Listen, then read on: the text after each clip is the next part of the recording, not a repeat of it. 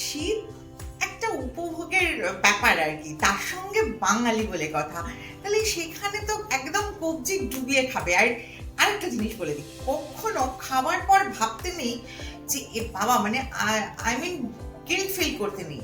যদি আমরা guilt feel করি না, তাহলে আমাদের একটা খারাপ হরমোন সিক্রেশন হয়, তাতে কিন্তু আমরা আরো বেশি মোটা হওয়ার দিকে যাবো।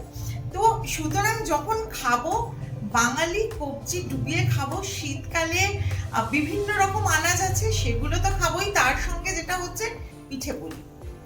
বাঙালি মানে পৌষ পার্বণ, বাঙালি মানে পিঠে পুলি। এই পিঠে পুলি খাওয়ার ব্যাপারে আমি কিছু বলি। যেরকম এখানে কিছু মেজারমেন্টের জিনিস আছে, যারা কেক টেক বানায় তারা তো জানেই। তো এগুলো জেনারেলি আমি রাখি লোকজনকে বোঝানোর জন্য।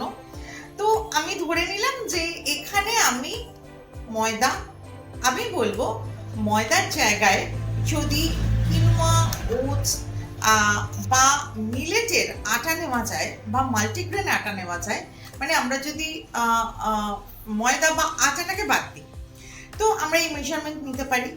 এবং ঘরে খাওয়ার সময়তেও এই মেজারমেন্টগুলো আমরা নিতে পারি। এগুলো কিছুই না, কাপ, বাটি, এই সবের মাপগুলোই এখানে থাকে। আর একটা জিনিস হচ্ছে, যেগুলো এই স্পুনগুলো, যেরকম টেবিল স্পুন, টি স্পুন, এই মেজারমেন্টগুলো, এগুলো দিয়ে আমরা কাজ করতে পারি।